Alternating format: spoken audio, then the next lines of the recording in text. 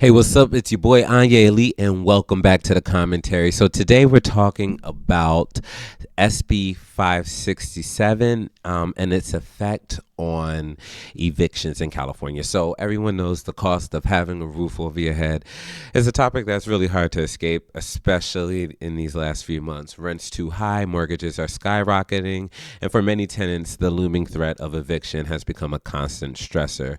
But what really adds to the pressure? No fault eviction. So picture this: you've done everything right, paid your rent on time, taken care of the property, and lived peacefully. Suddenly, your landlord serves you an eviction notice claiming reasons like renovations, moving in a relative, or taking the property off the rental market. It's not your fault, but you're forced to pack up and leave. Fair? Not exactly. That's why California Governor Gavin Newsom signed SB 567 a few months back. It aims to address no fault evictions and close the loopholes landlords have been exploiting to displace tenants. But what does this legislation really do? And more importantly, how does it affect renters, housing advocates, and policymakers?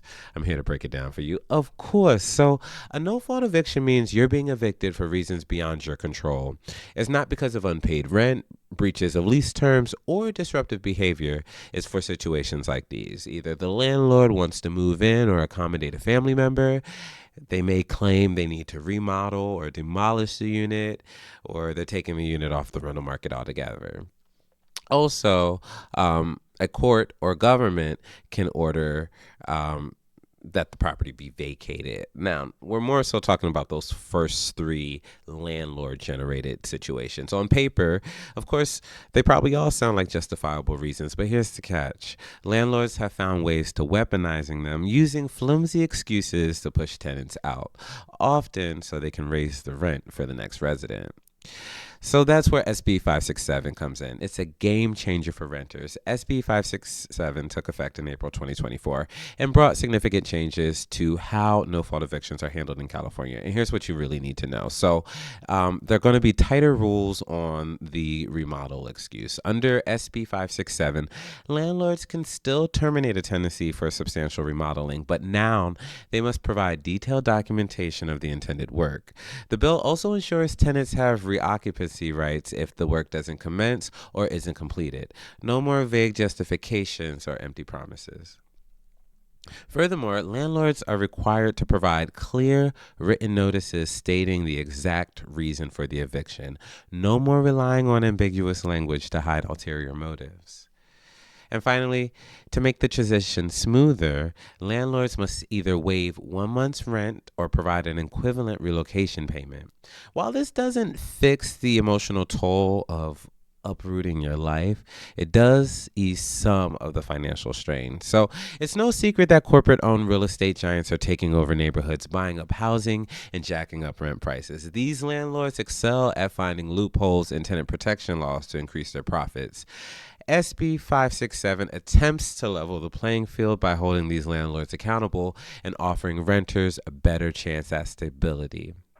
Now, housing advocates have been pushing for reforms like SB 567 for years. By addressing the abuse of no fault evictions, California is setting a precedent for other states if they choose to follow. Of course, critics are arguing that it's not enough.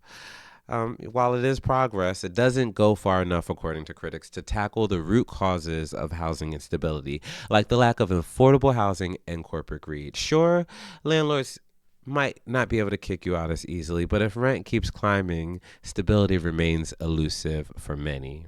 So here's what you do if you find yourself facing a no fault eviction. It's really important that you understand your rights. California law now requires landlords to provide a reason for the eviction.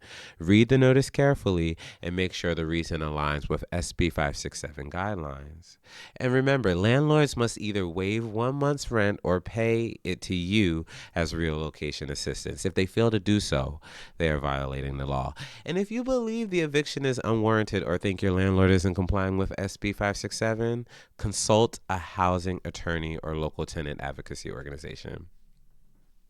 Of course, this is all about education. So knowledge is power, and you want to keep up with the changes in housing law so you can advocate for yourself and others effectively. This new law isn't just about tweaking landlord tenant relationships, it's about keeping families in their homes, preserving communities, and fighting the commodification of housing.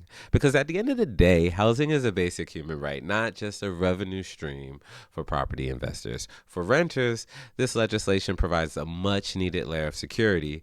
For housing advocates, it's a building block towards greater systematic change. And for policymakers, it's a reminder that protecting tenants isn't just about passing laws, it's also about enforcing them. So, here at Icon City News, we're committed to shining light on policies that matter, especially for underrepresented communities. SB 567 is a step forward, but it is not the finish line. The fight for fair, affordable, and stable housing continues. So, if you're a tenant, advocate, or policymaker impacted by SB 567, we want to hear your thoughts. What's working, what isn't? Please drop a comment below or reach out to us directly. Together, we can push for a system that values people over profits, because here at Icon City, our stories and our homes matter.